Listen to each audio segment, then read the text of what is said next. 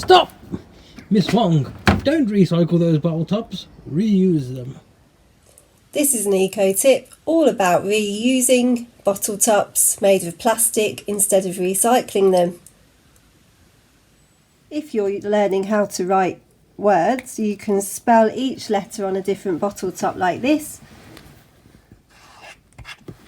and then you can muddle them up and put them in the right order again. But beast.